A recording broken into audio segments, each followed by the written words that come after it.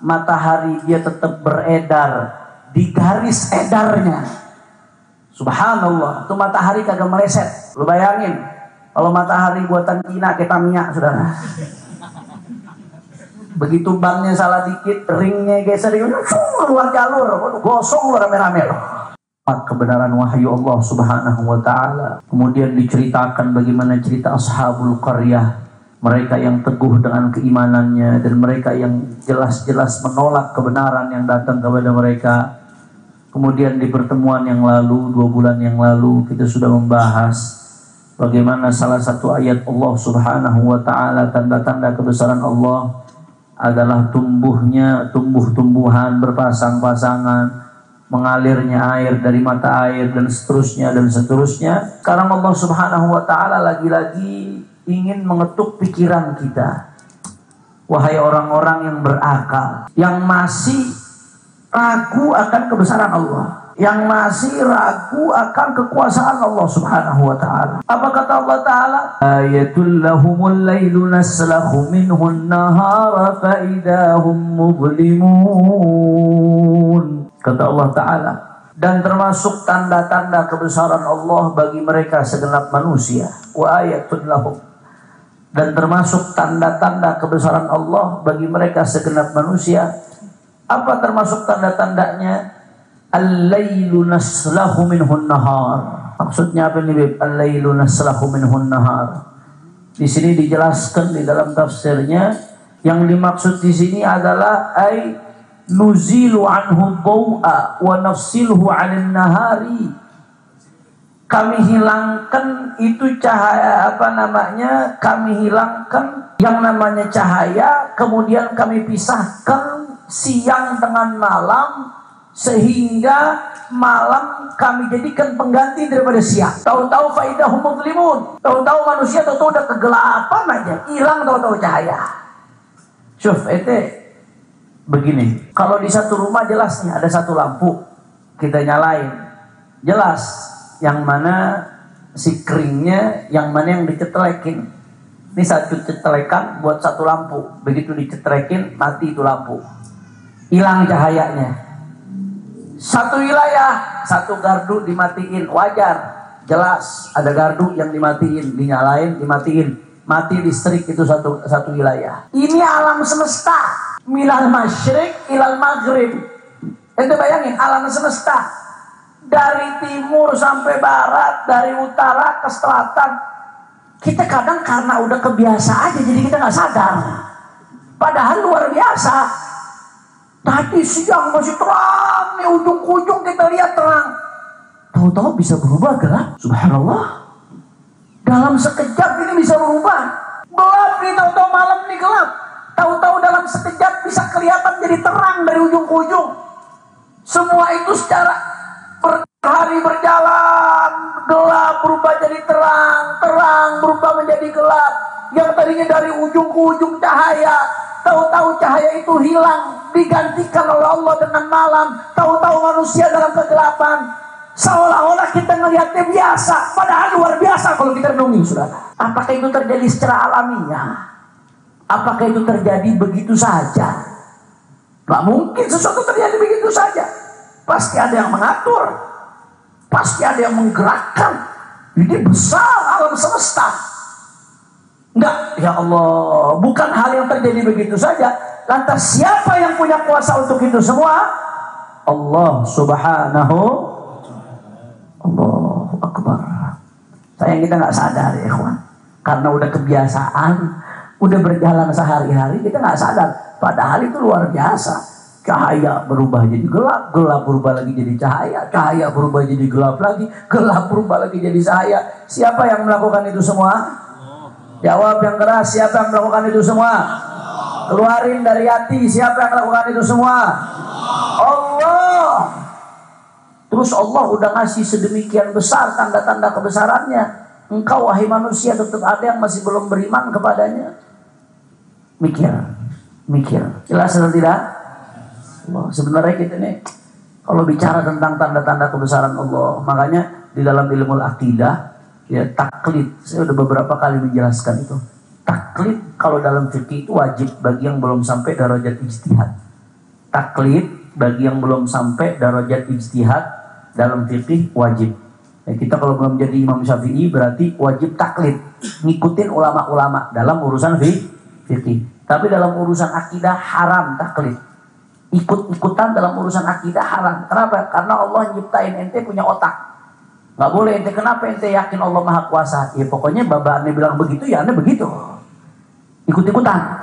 Ya karena baba ane bilang begitu ya ane ikut begitu juga. Itu dalam akidah hukumnya haram. Bahkan sebagian ulama mengatakan akidahnya bisa dipertanyakan keabsahannya. Kenapa kok nggak sah? Karena merenung dalam urusan akidah itu gampang banget. Orang kalau Allah kasih akal sedikit aja udah bisa mikir mestinya. Kenapa Allah Maha Kuasa? Bagaimana kagak Maha Kuasa? Yang tadinya gelap jadi terang, yang tadinya terang jadi gelap. Ini bukan main-main, timur ke barat, barat ke timur, alam semesta levelnya. Bukan satu kelurahan, satu kecamatan, satu provinsi, bukan satu negara. Alam semesta, gelap jadi terang, terang jadi gelap. Siapa yang berbuat kalau bukan yang Maha Kuasa, saudara? Terus ente masih belum bisa berpikir tentang kekuasaan kebesaran Allah Subhanahu wa Ta'ala.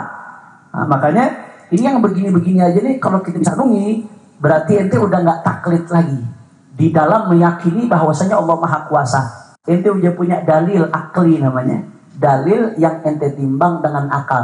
Kenapa Allah mengatakan, ente yang mengatakan Allah Maha Esa? Oh, saya nggak tahu. Pokoknya baba saya bilang Allah Maha Esa, ikut-ikutan. Pokoknya Pancasila bilang ketuhanan yang Maha Esa, aku ikut-ikutan. Nah, itu namanya taklid tuh, haram kalau dalam akidah. Kalau ditanya kenapa Allah Maha Esa, kalau bisa jawab pakai dalil nakli bagus, karena qul huwallahu ahad. Tapi kalau nggak bisa jawab, cukup pakai dalil akli. Iya, begini aja. Kerajaan, kalau ada dua raja, dua pimpinan tertinggi, negara kalau punya dua presiden, kacau apa kagak? Yang satu pengen A, yang satu pengen B, kacau berantakan. Kerajaan ada dua raja, yang satu pengen A, yang satu pengen B, kacau berantakan. Gak usah jauh-jauh, rumah tangga ada dua bini, saudara, berantakan apa kagak? Yang satu lempar piring, yang satu lempar baskom, yang satu lempar penggorengan, saudara. Gak bisa. Kalau ada dua Tuhan, yang satu pengen malam, yang satu pengen siang, begulat tuh siang sama malam, saudara. Yang satu pengen ini mati, yang satu pengen hidup. Itu malaikat Israel akhirnya minum pil, pusing, saudara. Nggak bisa, mustahil itu terjadi, mustahil. Makanya itu nggak terjadi. Kalau Tuhan ada dua, yang mana yang merintah Israel? Yang satu pengen hidup, yang satu pengen mati, mustahil. Makanya Tuhan itu Maha Esa. Berantakan kalau nggak Maha Esa, saudara. Buktinya di alam semesta bisa berjalan dengan baik. Ini tanda bahwasanya Tuhan Maha Esa. Itu udah tanda ente berarti nggak taklid. Ente beriman imanan jaziman, dengan iman yang mantap, berdasarkan renungan akal ente bahwasanya Allah itu Maha Nah, termasuk di sini nih Allah lagi ngajarin kita merenung. Nih ente masih belum bisa juga. Ini loh tanda kebesaran Allah. Wa ayatul lahumul lailu naslahu minhun nahara fa idahum mudlimun. Dan di antara tanda-tanda kebesaran Allah Subhanahu wa Ta'ala, ya kami gantikan siang dengan malam, kami gantikan siang dengan malam, faidahum mudlimun, sehingga tahu-tahu manusia agak dalam kegelapan. Siapa yang melakukan itu semua? Allah. Nggak sampai di situ. Wasyamsu tajri li mustaqarrin laha, dzalika taqdirul azizil alim. Matahari. Ini lagi bicara tentang luar angkasa, saudara. Masya Allah. Ini lagi bicara tentang luar angkasa. Wasyamsu tajri li mustaqarrin laha. Matahari dia tetap beredar di garis edarnya. Subhanallah. Itu matahari kagak meleset. Lu bayangin, kalau matahari buatan Cina kayak Tamiya, saudara. Begitu banknya salah dikit, ringnya geser, keluar jalur, gosong lu rame-rame loh. Tapi matahari enggak, ratusan ribu tahun. Wasyamsu tajri li mustaqarrin laha. Itu matahari beredar pada porosnya, enggak bergeser kemana-mana, di situ-situ aja jalannya. Di mustaqarrin laha ini ulama ada dua penafsiran. Penafsiran pertama mengatakan istiqrar makani di sini. Dia tempatnya beredar di situ-situ saja. Dia beredar pada porosnya, nggak bergeser. Andai kata keluar dari jalurnya, selesai. Roh belum matang, saudara.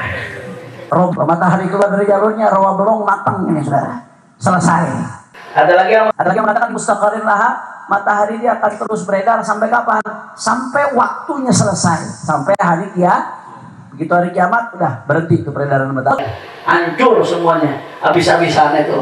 Nah, jadi dua. Tapi subhanallah, kalau kita renungin, Allah ciptain termasuk tanda-tanda kebesaran Allah, kata Allah Subhanahu wa taala, wa wasyamsu tajri li mustaqarrin laha. Itu matahari beredar pada garis edarnya, nggak kemana-mana, di situ aja. Andai kata bergeser dikit aja, ya Allah, habis kosong, udah nggak kelihatan, mungkin udah nggak kelihatan semuanya. Habis selesai kalau matahari bergeser. Tapi Allah Subhanahu wa taala biitqan sun'ih, dengan kematangan ciptaan Allah, itu matahari ratusan ribu tahun nggak keluar dari garis edarnya. Siapa yang ngatur ini semua? Orang kompak, siapa yang ngatur ini semua? Dzalika taqdirul azizil, itu aturannya Allah Al-Aziz, yang maha kokoh, yang maha perkasa, Al-Alim, yang maha mengetahui. Allah dengan keperkasaannya Allah, dengan maha mengetahuinya Allah, ini bumi ini udah pas jaraknya dari matahari, saudara. Kalau bumi jaraknya lebih jauh dari matahari, kita nggak kena cahaya matahari, mungkin kita nggak bisa hidup karena terlalu dingin. Planet-planet yang sebelah sono, saya udah lupa nama-nama tuh planet tapi aja. Nah, Merkurius, Venus, Bumi, Mars, Jupiter, Saturnus, Uranus, Neptunus, Pluto terakhir. Nah, Pluto tuh kalau nggak salah belakangan diperdebatkan apakah dia termasuk planet atau bukan. Ala kulli hal. Nah, itu Merkurius, Venus, Bumi, Mars, Jupiter, Saturnus, Uranus, Neptunus. Itu Merkurius sama Venus kagak ada penduduknya. Manusia kagak ada di Merkurius, Venus. Kenapa? Karena terlalu panas. Bakal sanggup manusia. Habis itu Bumi pas, nggak terlalu panas tapi nggak terlalu dingin. Karena kalau planet yang kesono-sonoan lagi yang terlalu jauh dari matahari, itu juga terlalu dingin jadinya. Subhanallah, Allah pas. Bayangin, kalau tuh matahari ngedeket, kita gosong. Tuh matahari ngejauh, kita mati beku, saudara. Allah bikin pas. Posisi kita antara bumi dengan matahari pas posisinya, ikhwan. Subhanallah, dzalika taqdirul azizil alim. Dzalika taqdirul azizil alim. Kata Allah Subhanahu wa taala, itulah dzalika taqdirul azizil alim. Itulah aturannya Allah yang Al-Aziz, yang maha perkasa, yang maha kuat, Al-Alim, yang maha mengetahui apa yang dibutuhkan oleh hamba-hamba Allah Subhanahu wa ta'ala. Nah, sampai di situ termasuk wa ayatun lahum, termasuk tanda-tanda kebesaran Allah. Apa termasuk tanda-tanda kebesaran Allah? Wal qamara qaddarnahu manazila hatta 'ada kal 'urjunil qadim. Wal qamara, dan bulan, qaddarnahu, kami jadikan untuk bulan apa? Manazilah, posisi-posisi. Yang namanya bulan itu di malam pertama begitu masih jadi hilal kecil, sekian derajat, 2 derajat, 3 derajat, 4 derajat. Malam kedua naik, makin kelihatan, makin gede. Malam ketiga, malam keempat terus makin gede, makin gede, makin gede. Manazil, itu namanya tingkatan-tingkatan posisi-posisi bulan.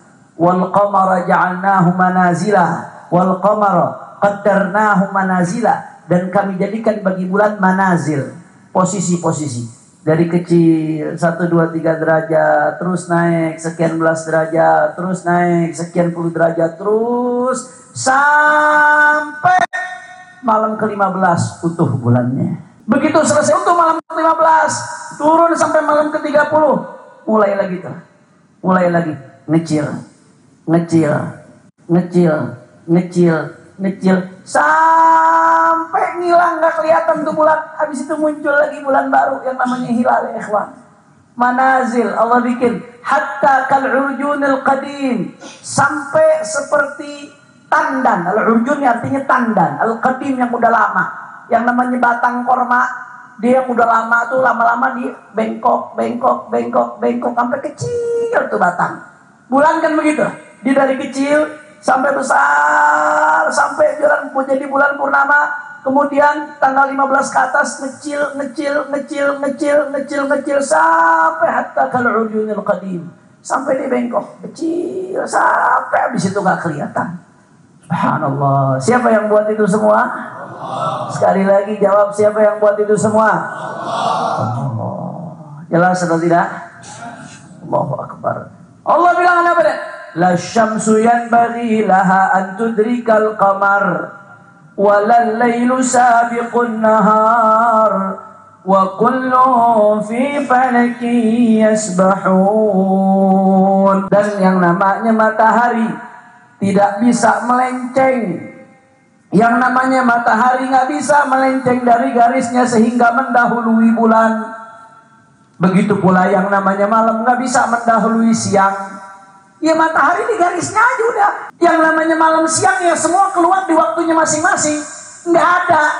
Yang namanya malam sama siang berebut buat keluar, nggak ada. Yang namanya waktunya malam, waktunya siang. Dengan tertib itu Allah atur, saudara. Matahari di porosnya beredar. Yang namanya bulan ngelilingin bumi di porosnya beredar. Yang namanya matahari nggak nyeruduk porosnya bulan. Yang namanya bulan nggak nyeruduk porosnya matahari. Wa kullum fi falaki yasbahun. Masing-masing beredar pada porosnya. Subhanallah walhamdulillah wa la ilaha illallah. Ini ya ikhwan, para ulama tafsir mengatakan di sini ada isyarat ilmiah. Di zaman Nabi waktu Al-Quran diturunkan belum ada yang namanya ilmu astronomi. Belum ada. Di zaman Rasulullah belum ada ilmu astronomi. Belum ada orang yang bicara tentang isi ruang angkasa, begono begini, belum ada ya ikhwan. Baru ditemuin belakangan, di abad-abad belakangan ini nih, abad 20-an, baru ditemuin abad 20-an Masehi. Bahwasanya yang namanya masing-masing planet itu punya porosnya masing-masing. Beredar pada orbitnya masing-masing. Baru ditemuin belakangan. Tapi Al-Quran udah ngasih isyarat. Dari 1400 tahun yang lalu, ketika manusia belum kenal yang namanya fisika, matematika, kimia, lebih tinggi lagi naik ke astronomi, manusia belum ada yang kenal itu. Tapi Allah di dalam Al-Quran udah ngasih isyarat. Wa kullum fi falaki yasbahun. Semua masing-masing beredar pada porosnya. Masing-masing beredar pada porosnya. Nggak nubruk satu sama lain, nggak keluar dari porosnya. Yang bumi di porosnya, yang planet-planet lain di porosnya, bulan beredar di porosnya, begitu aja nggak bergeser ya ikhwan. Matahari beredar di porosnya, kullum fi falaki yasbahun. Masing-masing beredar pada porosnya. Subhanallah, kata sebagian ulama tafsir, di sini ada isyarat ilmiah. Allah udah ngisyaratin dari 1400 tahun yang lalu di Al-Quran udah disebutkan masing-masing beredar pada porosnya. Tahu-tahu kemarin manusia baru nemuin, oh iya bener, ternyata di ruang angkasa masing-masing beredar pada porosnya. Kalau satu ada yang bergeser aja dari porosnya, habis acak-acakan, tubruk-tubrukan itu satu sama lain. Tapi Allah jaga masing-masing beredar dari porosnya. Saudara, saat itu belum ada astronomi, belum ada ilmu-ilmu modern, tapi Al-Quran sudah bicara seperti ini. Ini menjadi mukjizat, menunjukkan bahwasanya yang bicara ini adalah Sang Pencipta, Allah Subhanahu wa Ta'ala. Karena kalau bukan penciptanya nggak tahu ini semua, saudara. Pencipta yang tahu. Kenapa? Karena belum diteliti, tapi udah tahu, udah ngabarin. Berarti yang bicaranya pencipta. Ini menjadi bukti bahwasanya Al-Quran kitabullah haq la raiba fi. Yang namanya Al-Quran merupakan kitab Allah. Nggak ada sedikit pun keraguan di dalam Al-Quran bahwasanya dia betul-betul datangnya dari Allah Subhanahu. Jelas atau tidak? Faham?